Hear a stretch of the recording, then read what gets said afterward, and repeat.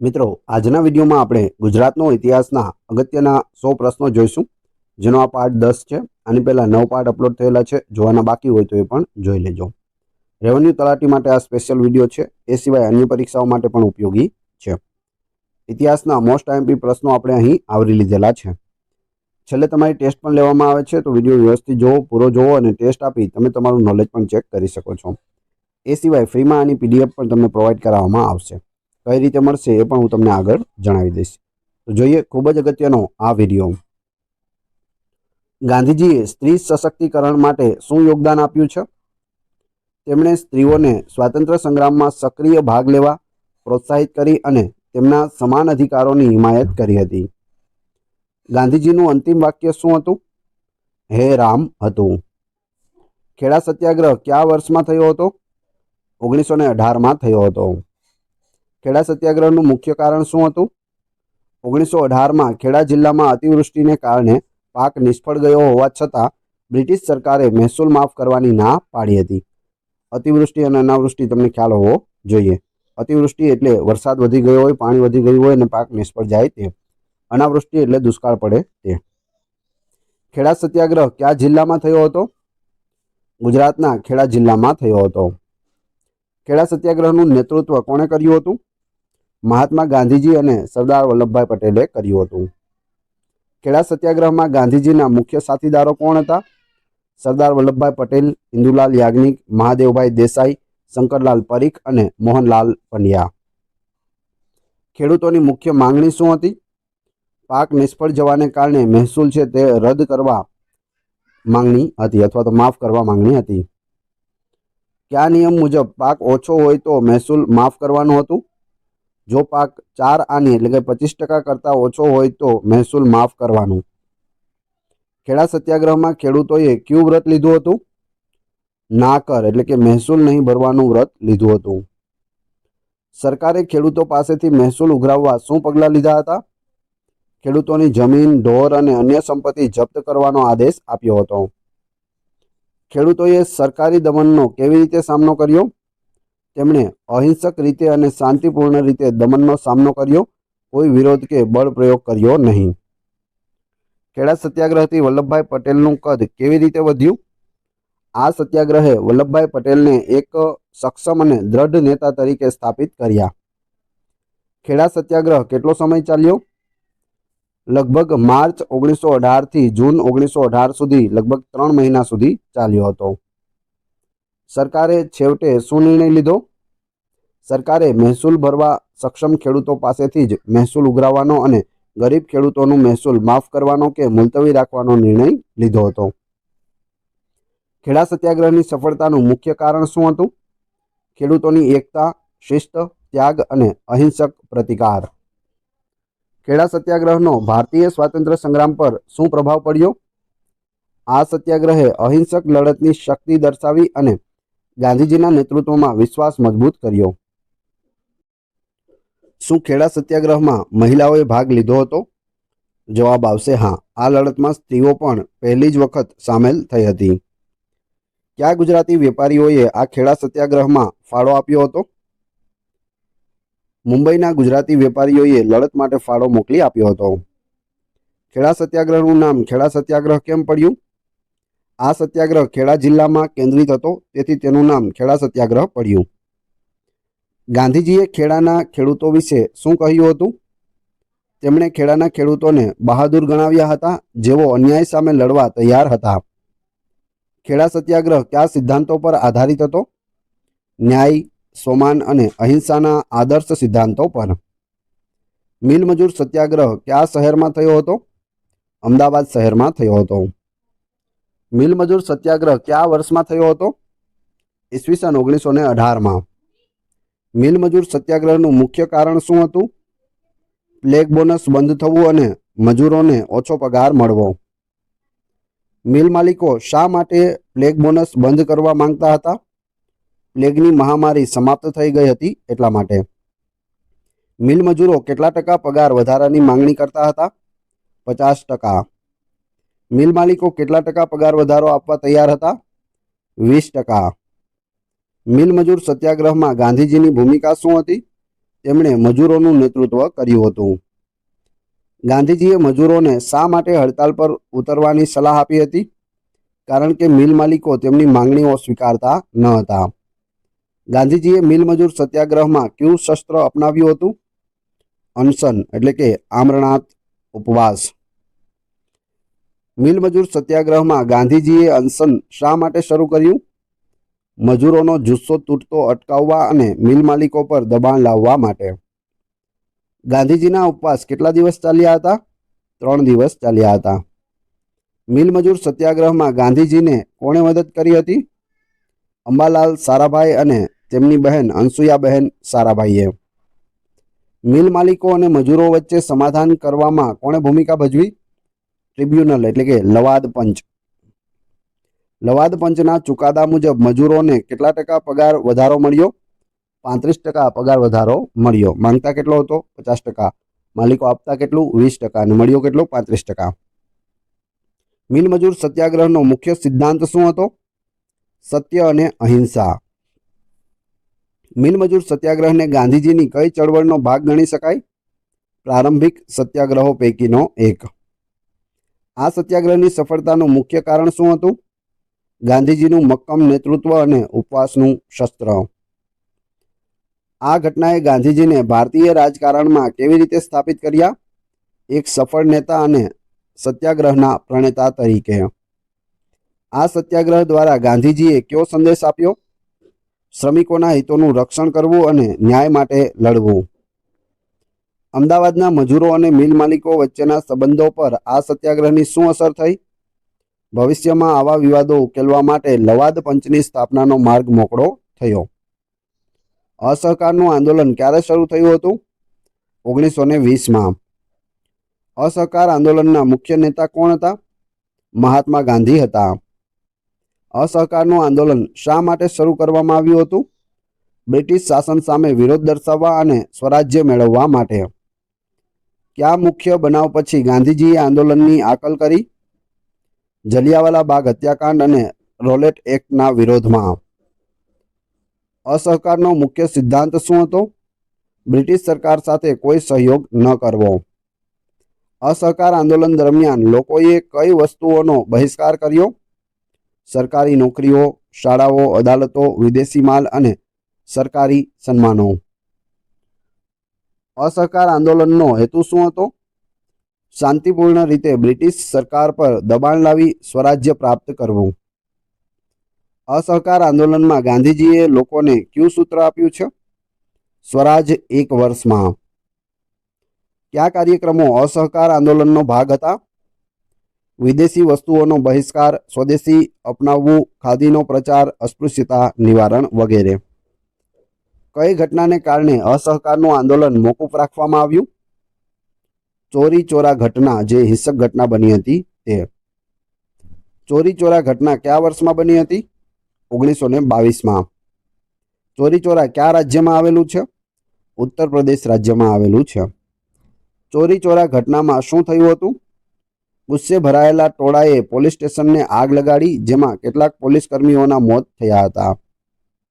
ગાંધીજીએ અસહકારનું આંદોલન શા માટે પાછું ખેંચી લીધું? આંદોલનમાં હિંસા પ્રવેશતા ગાંધીજીએ તેને અહિંસાના સિદ્ધાંતથી વિરુદ્ધ માન્યું હતું, એટલે અસહકારનું આંદોલન છે તે બંધ કરી દેવામાં આવ્યું હતું. અસહકાર આંદોલનની ભારતીય રાજનીતિ પર શું અસર થઈ? તેણે લોકોને મોટા પાયે એક કર્યા અને રાષ્ટ્રીય ભાવનાને મજબૂત બનાવી. અસહકાર આંદોલનના કારણે કોંગ્રેસમાં કયા બે જૂથો પડ્યા? સ્વરાજ્યવાદીઓ એટલે કે સ્વરાજ પક્ષ અને બિનસ્વરાજ્યવાદીઓ. સ્વરાજ્યવાદીઓએ સ્વરાજ પક્ષની સ્થાપના કરી. સ્વરાજ્યવાદીઓ એવું માનતા હતા કે ચૂંટણી લડી અને આપણે નેતાઓ સાથે જઈ અને ત્યાં આપણું કામ કરવું જોઈએ, જ્યારે બિનસ્વરાજ્યવાદી નેતાઓ જે રીતે લડત આપી રહ્યા છે તે રીતે લડત આપવામાં માની રહ્યા હતા. અસહકાર આંદોલનમાં વિદ્યાર્થીઓની શું ભૂમિકા હતી? તેમણે સરકારી શાળાઓ અને કોલેજો છોડીને રાષ્ટ્રીય શાળાઓમાં પ્રવેશ લીધો હતો.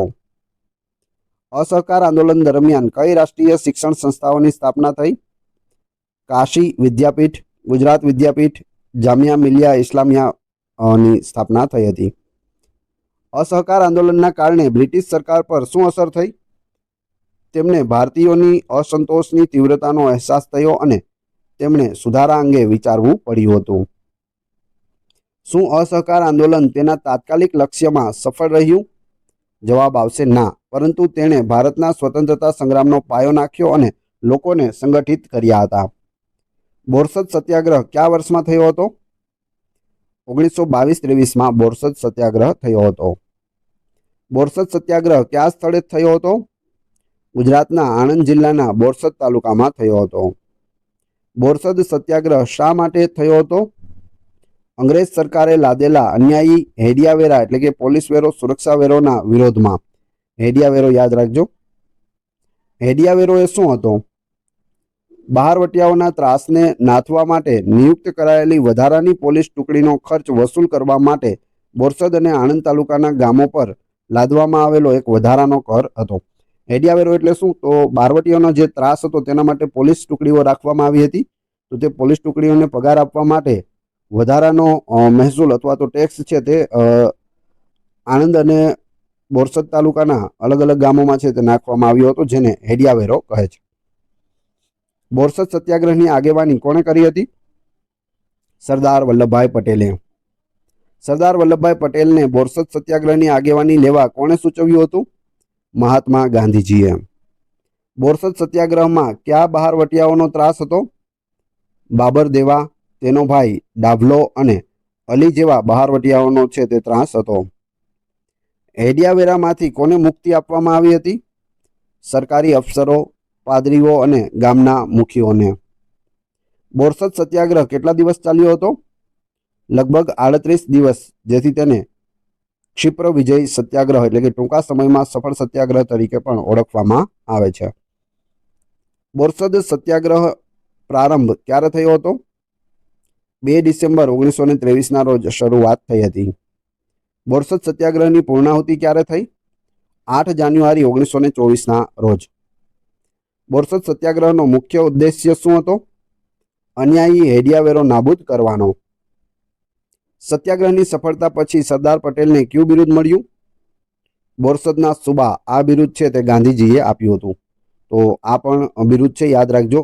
બોરસદના સુબા એટલે કોણ? સરદાર વલ્લભભાઈ પટેલ. અથવા પૂછે બોરસદના સુબા કયા સત્યાગ્રહ માટે ગાંધીજીએ છે તે સરદાર પટેલને બિરુદ આપ્યું હતું? તો બોરસદ સત્યાગ્રહ પછી. બોરસદ સત્યાગ્રહની સફળતાનું શું પરિણામ આવ્યું? અંગ્રેજ સરકારે હેડિયા વેરો છે તે નાબૂદ કરવો પડ્યો હતો. બોરસદ સત્યાગ્રહ સમયે મહાત્મા ગાંધીજી ક્યાં હતા? તેઓ આ લડત દરમિયાન જેલમાં હતા. બોરસદ સત્યાગ્રહની સફળતાને કારણે સરદાર પટેલને કયા મોટા સત્યાગ્રહ માટે પ્રોત્સાહન મળ્યું? બારડોલી સત્યાગ્રહ માટે. બોરસદ સત્યાગ્રહમાં કેટલા ગામોના લોકો સામેલ હતા? બોરસદ તાલુકાના 90 ગામો અને આણંદ તાલુકાના 14 ગામોના લોકો સામેલ હતા. બોરસદ સત્યાગ્રહ દરમિયાન લોકોએ કેવી રીતે વિરોધ કર્યો? લોકોએ વેરો ભરવાનો ઇનકાર કર્યો, ગામે ગામ સભાઓ ભરી, રાત્રે બજાર ખોલી અને દિન પ્રવૃત્તિઓ છે તે બંધ રાખી. બોરસદ સત્યાગ્રહને ક્ષિપ્ર વિજયી સત્યાગ્રહ શા માટે કહેવાય છે? કારણ કે તે ખૂબ જ ટૂંકા ગાળામાં લગભગ 38 દિવસમાં સફળ થયો હતો, એટલે તેને ક્ષિપ્ર વિજયી સત્યાગ્રહ કહે છે. બોરસદ સત્યાગ્રહનું મહત્વ શું હતું? તેણે દર્શાવ્યું કે પ્રજા જો એક થઈને લડે તો સરકારને ઝુકાવી શકાય છે અને તેણે સરદાર પટેલને એક સક્ષમ નેતા તરીકે સ્થાપિત કર્યા હતા. બારડોલી સત્યાગ્રહ ક્યારે થયો હતો? ઈસવીસન 1928માં. બારડોલી સત્યાગ્રહ શા માટે થયો હતો? બ્રિટિશ સરકારે જમીન મહેસૂલમાં 22% જેટલો અન્યાયી વધારો કર્યો હતો, જેનો વિરોધ કરવા માટે બારડોલી સત્યાગ્રહ થયો હતો. બારડોલી કયા રાજ્યમાં આવેલું છે? ગુજરાત રાજ્યના સુરત જિલ્લામાં આવેલું છે બારડોલી. બારડોલી સત્યાગ્રહનું નેતૃત્વ કોણે કર્યું હતું? સરદાર વલ્લભભાઈ પટેલે. વલ્લભભાઈ પટેલને સરદારનું બિરુદ કયા સત્યાગ્રહ દરમિયાન મળ્યું? બારડોલી સત્યાગ્રહ દરમિયાન. વલ્લભભાઈ પટેલને સરદારનું બિરુદ કોણે આપ્યું? બારડોલીની મહિલાઓએ આપ્યું હતું. સત્યાગ્રહ શરૂ કરતા પહેલા ખેડૂતોએ ગાંધીજીને કોને બોલાવવા વિનંતી કરી હતી? વલ્લભભાઈ પટેલને. ખેડૂતોએ મહેસૂલ ન ભરવાનો નિર્ણય શા માટે કર્યો? કારણ કે મહેસૂલ વધારો અન્યાયી અને ખેડૂતોની ક્ષમતા બહારનો હતો. બારડોલી સત્યાગ્રહ દરમિયાન ખેડૂતોએ કયું સૂત્ર અપનાવ્યું હતું? લગાન નહીં એટલે કે મહેસૂલ નહીં ભરીએ. સરકારે સત્યાગ્રહીઓને દબાવવા શું પગલાં લીધા? જમીનો જપ્ત કરી, પશુઓ અને ઘર વખરીની વસ્તુઓ જપ્ત કરી, લોકોને હેરાન કર્યા અને ધરપકડો પણ કરી. બારડોલી સત્યાગ્રહને ગાંધીજીનો ટેકો હતો કે નહીં? તો જવાબ આવશે હા, ગાંધીજીનો સંપૂર્ણ ટેકો હતો અને તેમણે સત્યાગ્રહીઓને માર્ગદર્શન પણ પૂરું પાડ્યું હતું. સત્યાગ્રહના સમાધાન માટે કઈ સમિતિની રચના કરવામાં આવી હતી? Maxwell Broomfield committee. Maxwell Broomfield કમિટીનો મુખ્ય નિર્ણય શું હતો? તેમણે 22% મહેસૂલ વધારો ખોટો ઠેરવ્યો અને મહેસૂલમાં માત્ર 6.03% વધારો કરવાની ભલામણ કરી હતી. બારડોલી સત્યાગ્રહનું મુખ્ય પરિણામ શું આવ્યું? સરકારને ઝૂકવું પડ્યું અને મહેસૂલ વધારો પાછો ખેંચી જપ્ત કરેલી જમીનો પાછી આપી. બારડોલી સત્યાગ્રહની ભારતના સ્વાતંત્ર્ય સંગ્રામ પર શું અસર થઈ?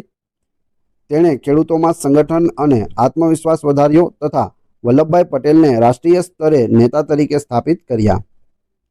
બારડોલી સત્યાગ્રહ કયા પ્રકારના સત્યાગ્રહનું ઉદાહરણ છે? ખેડૂત સત્યાગ્રહ અને અહિંસક જન આંદોલન. બારડોલી સત્યાગ્રહ દરમિયાન કયા ક્રાંતિકારી સૂત્રો ગુંજ્યા હતા? વંદે માતરમ અને આપણે સ્વરાજ લઈશું. બારડોલી સત્યાગ્રહમાં મહિલાઓની ભૂમિકા કેવી હતી? મહિલાઓએ સક્રિય અને ખૂબ જ મહત્વપૂર્ણ ભૂમિકા ભજવી હતી. તેમણે વલ્લભભાઈ પટેલને સરદારનું બિરુદ આપ્યું હતું. બારડોલી સત્યાગ્રહની સફળતાનું શ્રેય કોને જાય છે? સરદાર વલ્લભભાઈ પટેલના કુશળ નેતૃત્વ, ખેડૂતોની એકતા અને અહિંસક પ્રતિકારને.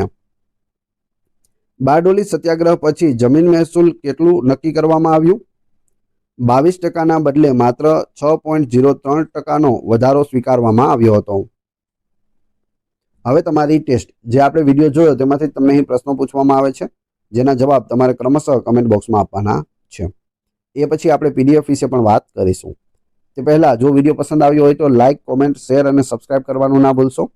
આ ચેનલ ઉપર ઘણા બધા વિડીયો અવેલેબલ છે. તમે ચેનલના નામ ઉપર ક્લિક કરી વિડીયોમાં જશો તો ત્યાં તમને બધા જ લેટેસ્ટ વિડીયો મળી જશે. ટેસ્ટમાં પ્રથમ પ્રશ્ન છે, ગાંધીજીનું અંતિમ વાક્ય શું હતું? બીજો પ્રશ્ન, બોરસદ સત્યાગ્રહ કયા સ્થળે થયો હતો? ત્રીજો પ્રશ્ન, અસહકાર આંદોલનના મુખ્ય નેતા કોણ હતા? અને ચોથો પ્રશ્ન, બારડોલી સત્યાગ્રહનું નેતૃત્વ કોણે કર્યું હતું? ચારે ચારના ક્રમશઃ કમેન્ટ બોક્સમાં જવાબ આપી દેજો. ન જવાબ આવડતા હોય તો ફરીથી વિડીયો જોઈ લેજો. વાત કરીએ પીડીએફની, તો આ વિડીયોની ફ્રી પીડીએફ આપને ટેલિગ્રામ અને વોટ્સઅપ ગ્રુપમાં મળી જશે, જેની લિંક છે તે ડિસ્ક્રિપ્શનમાં આપેલી છે. ત્યાંથી તમે જોડાઈ શકો છો. ત્યાં તમને ડેઇલી અપડેટ પ્લસ રોજે રોજ નવી પીડીએફ છે તે આપવામાં આવશે. આશા રાખું છું આપને આ વિડીયો પસંદ આવ્યો હશે. મળીશું નવા વિડીયોમાં. ધન્યવાદ.